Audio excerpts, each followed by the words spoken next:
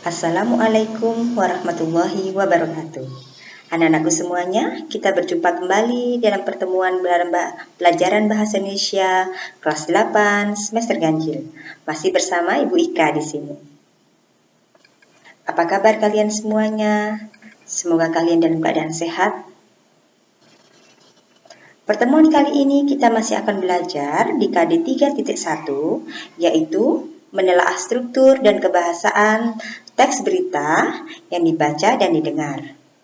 Tujuan pelajaran kali ini, anak-anakku semuanya, di akhir pelajaran nanti kalian diharapkan mampu menganalisis aspek kebahasaan pada teks berita dengan benar.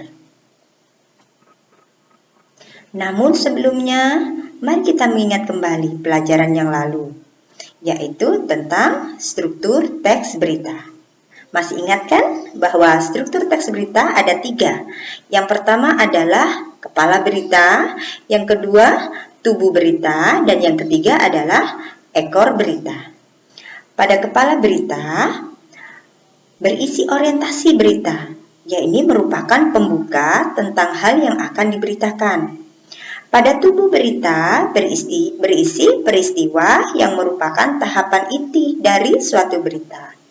Dan yang terakhir, ekor berita umumnya berisi sumber berita yang berisi referensi dari narasumber dalam berita. Dan kali ini kita akan belajar tentang teks berita, masih teks berita, namun yang kita pelajari kali ini adalah kaidah kebahasaan pada teks berita. Coba kalian pahami lebih dahulu bahwa teks berita dibentuk oleh kata dan sejumlah kalimat yang memiliki kaidah atau aturan sendiri. Yang pertama, di dalam teks berita menggunakan bahasa baku dan bahasa populer agar mudah dipahami oleh pembaca dari berbagai kalangan. Apa yang dimaksud dengan bahasa baku? Bahasa baku adalah bahasa yang sesuai ejaan bahasa Indonesia dalam KBBI. Jadi, hindari penggunaan istilah asing, penggunaan bahasa daerah, dan hindari juga penggunaan bahasa gaul.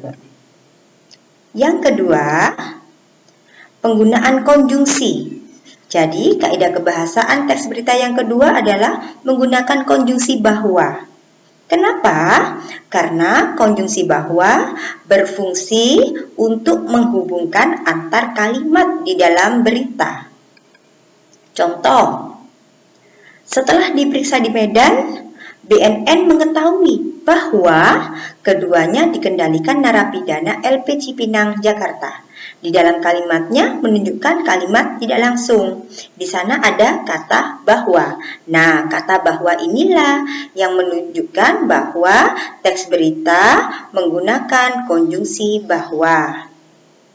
Jadi, tujuannya, fungsinya adalah untuk menghubungkan antar kalimat.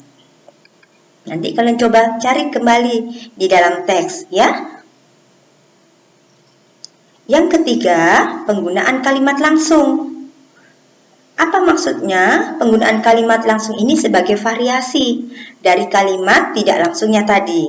Jadi, kalimat langsung merupakan pernyataan yang disampaikan oleh narasumber dan ditandai oleh 2 tanda petik ganda. Contoh, perhatikan penulisan kalimatnya. Ada tanda petik. Pelaku sudah kami tetapkan sebagai tersangka. Saat ini kami terus mengembangkan kasusnya, ucap Sutama. Jadi menunjukkan siapa yang berbicara. Kaidah kebahasaan yang keempat yaitu menggunakan jenis-jenis kata kerja, terutama yang terkait dengan kegiatan hasil pemikiran atau mental, kata kerja mental. Contoh, memikirkan, membayangkan, berasumsi, berpraduga, berkesimpulan, dan beranalogi. Jadi, biasanya pada teks berita terdapat kata-kata yang menunjukkan jenis kata kerja pemikiran, hasil pemikiran atau kata kerja mental.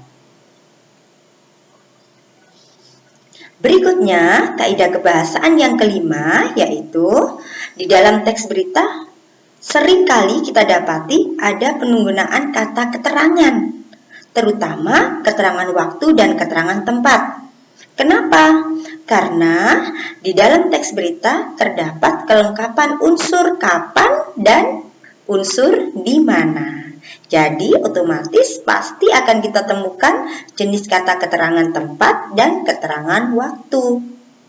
Contoh, titik-titik kata Kapolsek Wonosari Kompol Sutama saat dihubungi Minggu 8 Oktober 2017.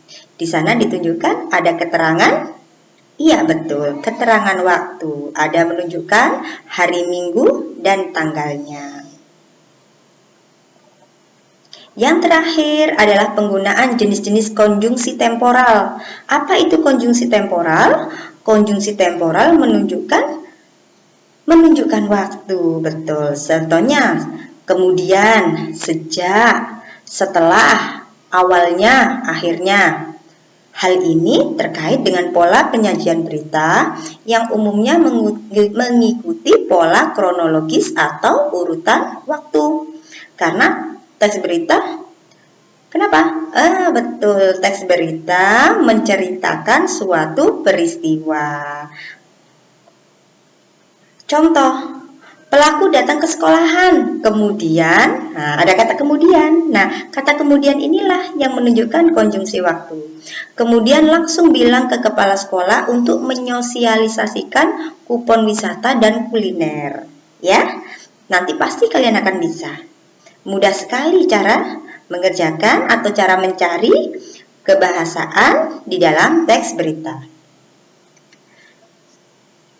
Nah, untuk mengukur pemahaman kalian, kemampuan kalian tentang pelajaran kali ini, maka Bu Ika minta buka kembali buku pelatihan kalian, buku modul di halaman 12 dan baca kembali teks berita yang berjudul Mini Agrowisata, tempat belajar beternak dan berkebun di Surabaya.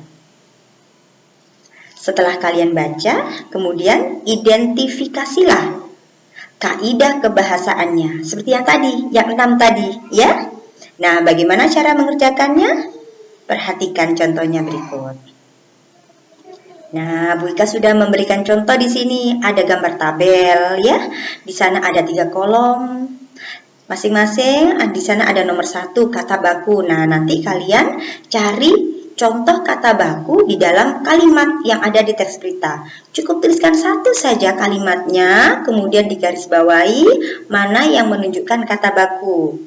Begitu juga di nomor 2, kalimat langsung. Cari kalimat langsung yang ada di dalam teks yang kalian baca. Tuliskan di sana 1 saja. Kemudian yang ketiga, konjungsi bahwa, ada kata kerja mental, keterangan tempat dan waktu, konjungsi temporal. Masing-masing 1, ya. Jadi silahkan dibaca, kemudian dituliskan contoh kalimatnya yang ada di dalam berita.